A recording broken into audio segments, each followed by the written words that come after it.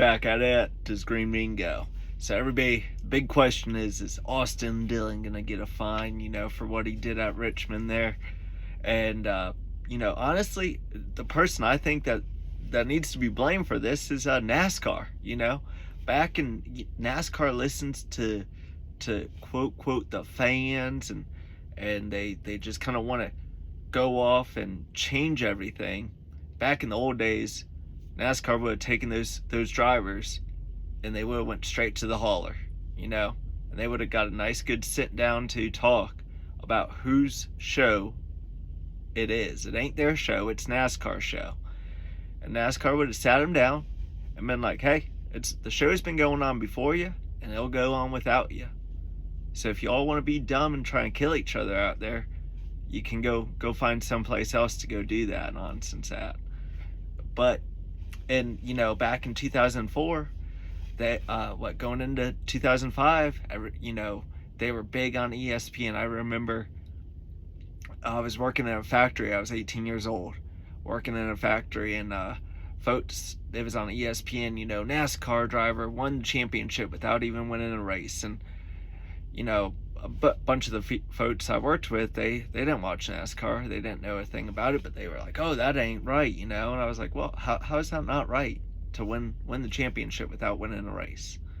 He outpointed everybody, man. He was the most consistent driver every weekend. He top 10, top 5 them all to death. Nothing's wrong with that. Nothing's wrong with just being consistent, putting good, solid races in every single weekend. It's exciting. I like it, but I'm also a little bit of a NASCAR nerd. I'm a nerd. I like numbers. I love doing the numbers back in the day and looking at the point standings and being like, all right, if my favorite driver, if he could do this and that, just get top 10 here, maybe get 20 points or so there. Heck, NASCAR even made it easier to count points. Each position's worth a point. And back in the day, it would be like 140, 145. I can't even remember, honestly. It was so damn long ago, 20 years. But I think NASCAR messed it all up back then by making the playoffs and the chase. I was like, well, this is gonna be interesting for about a year or two, and then hopefully we go back. Never did happen. And then with the whole winning your end thing, and then double file restarts, to me it looked like Joey jumped the start. He beat Austin Dillon, the control car, to the line. If not, NASCAR would do their job and black flag people for beating the control car to the line. You can't. All through my racing career, it was only a few years, but you can never beat the control car to the line. If you beat the control car to the line and you didn't give that spot back going into turn one, or pretty much before you got back to the flag man, you were getting black flagged, and you were giving up more than one spot. So I don't understand it. This happened at Pocono, I believe, at Denny, or it's happened a few times this year where the non-control car beat the other control car to the line. It looked like it even happened possibly at Indianapolis with Kyle Larson and Ryan Blaney. So NASCAR really just needs to figure out what the rules are and follow them to a damn T.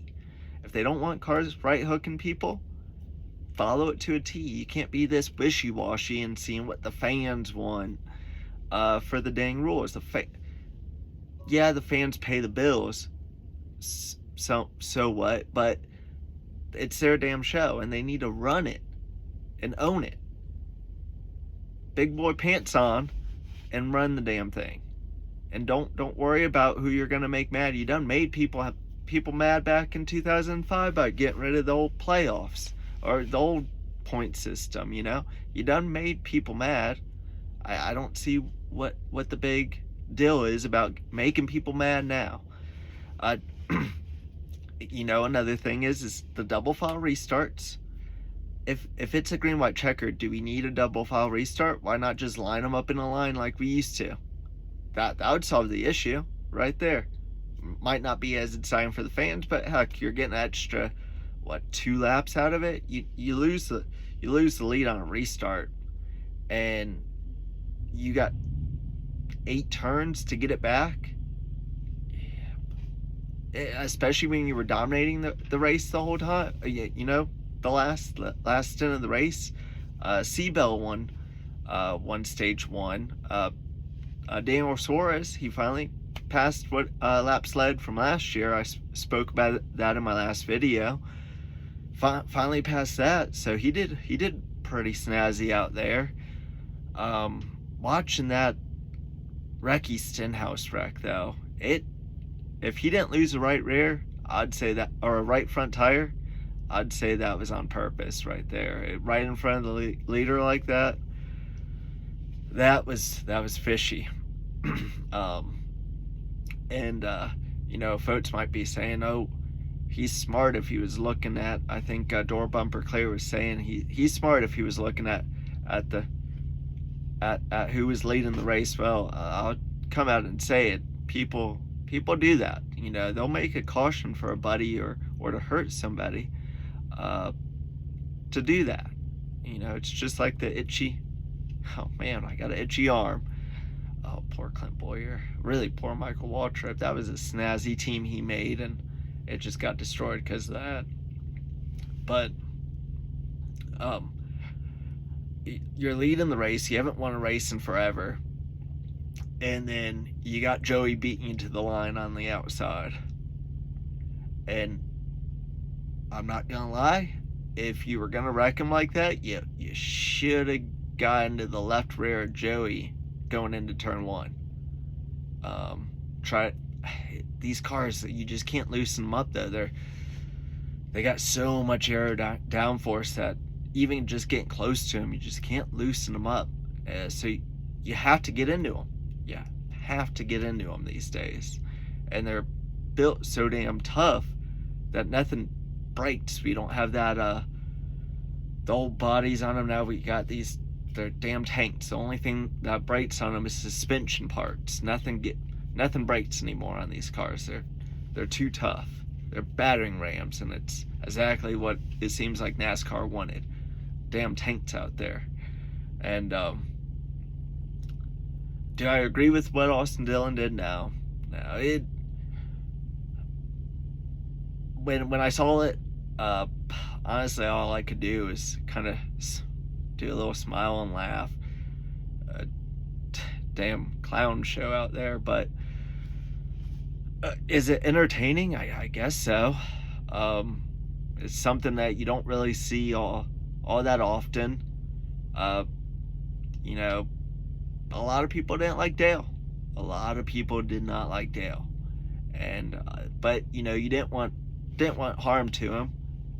I grew up, I liked Dale. I was a little kid, and I also like Jeff Gordon too. Like Jeff Gordon, Dale Earnhardt, Dale Jarrett, Rusty Wallace, you know, Terry and Bobby Labonte. But Mark Martin, of course, be sure birthday. But you know, you had those guys that would go out there and do things like that, and I get that you were so close to a win and you wanted it, you could taste it, and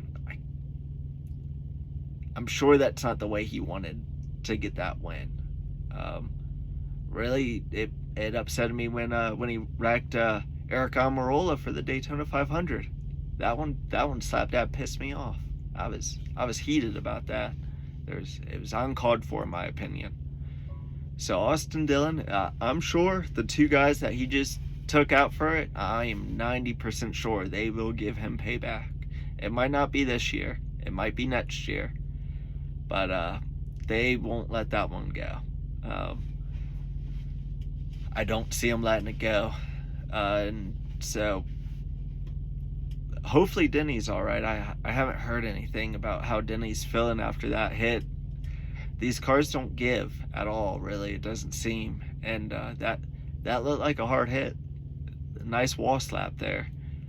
Joey got lucky. He didn't really hit the wall there. I think he just spun out and gave it gas, caused a big old smoke show. But you know, Joe, they don't really have a lot of room to be complaining. you can complain about the right hook, but it wasn't at like a mile and a half either, where that's right hook and people just ain't right. But I don't know really where NASCAR wants to draw the line. If they're going to give anybody a penalty or a fine, they need to fine themselves, because they need to get their crap together. They need to sit these guys down, and they used to put drivers on like a suspension like watch list, like, oh, you're in timeout for a month, and they don't even do that anymore. It seemed like they used to sit the drivers down. Hey, so-and-so's being called to the hauler after the race. I don't hear that anymore. I don't know. Let me know if you guys do. Maybe I'm missing something. But I think that NASCAR needs to put their big pants on and start calling drivers to the damn hauler and sitting down and explain to them what's the rules. But NASCAR needs to first figure out what the damn rules are, because they don't follow the damn rules either, with folks jumping restarts and stuff. They're so damn wishy-washy. Yeah, you never know what they're going to call on what. It almost seems like they watch social media, and whatever fans are crying the loudest is the ones that they're going to listen to. And that's not the way to run a sport. That's not the way to run a business. You just can't do it, because then you have folks that don't even watch. Like, it was ESPN back in the day when I was watching that, complaining about Matt Kenseth winning the championship. You got folks that don't even really watch NASCAR race. They might watch Daytona 500 once a year on there, complaining for 30 minutes about Matt Kenseth, or 10 minutes, and then you got people complaining about it who don't even watch. So you can't go off the media, you just can't do it. Heck, don't even go off the damn YouTube video that I just made. I hope they put their big pants on and start doing their damn job, but it's been a long time since they have. I think, honestly, Bad Brad and Carl Edwards, those guys getting into it, sending each other up into the catch fence, that was probably the last time I saw them put their pants on and actually do something. Yeah, they suspended Chase Elliott for right hooking Denny Hamlin at Charlotte. It was Charlotte, I believe. I could be wrong. Old age, memory shortage or whatnot, but I believe it was Charlotte. Bubba right hooked somebody. Was it when Bubba right hooked Kyle Larson there? Is it? Can't speak on it. Can't quite remember. But the guy shouldn't be out there right hooking people. That you're asking for stuff, especially with this car. We just saw a couple years ago what happened to Kurt Busch. We can't be having these guys get big concussions like that and in their career a few years short. It's just not good, and we gotta fit something like that. And another thing is I would almost come out and say Kurt Busch might have been a better driver than Kyle Busch. We watch Kurt Busch build teams, leave great teams, but go to a smaller team and get those cars running faster.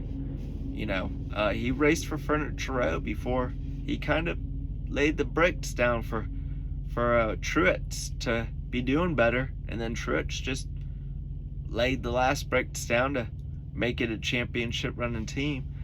Both of those drivers are great, and Kyle, it's I don't know, it just seems like maybe he's given up. He did get a 12th, I believe, is where he finished at Richmond, but I don't know. I don't really need to see anything done, I guess, for this Richmond race. Just call him to the hauler right after the race and sit him down and talk to him. But you also need to, if I feel like it's something in the rule book. I know it used to be, if you beat the lead car to the start finish line, you need to give up the position before turn 1, or you're getting black flagged. They need to watch these guys on jumping the restarts. The starting car needs to be the first one past that start finish line. That's just something I think that would help, because if you take Joey Logano beating Austin Dillon to the start finish line and getting a half car ahead of him going into turn 1 to finish him off coming out of 4, or what heck, it almost looked like he was cleared himself before turn 1. You take that out of there, Austin wouldn't have to do those things to get his win, or it wouldn't look as bad. It would look worse to me if he did those things to get his win.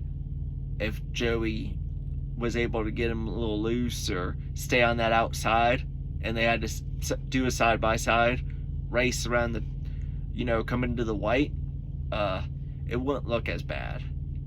Or it would look worse. That's what I mean. It would look worse if you go and right after he passes you cleanly, passes you clean on the outside, and you go into turn 3 and 4 on the going there and wreck him that way. But I don't know. I'm hoping Michigan should put on a good show for us. Hopefully those Roush guys can get together. They didn't look too fancy out there. I think home track for Ford. The Penske cars have seemed to find something. The Roush guys seem to have lost a little something, so it's going to be interesting. Yeah, like I was saying earlier too in the last video, I don't think it's a Chevy issue. I think it's just the other Chevy teams have fallen off and Hendrick hasn't. But look at Austin Dillon there and Kyle Busch running halfway decent. You had Daniel Suarez. He won a stage. I think he got a top 10. So all in all, good race, good tire strategy. I love the fall off. Hate the ending. It's gonna be shown commercials all the damn time. But so I don't know how you can really find somebody if you're gonna promote it as well. So that's about all I got. That's about all the complaining I got. I hope you guys enjoy. Hit the subscribe and like button. I appreciate y'all. Later.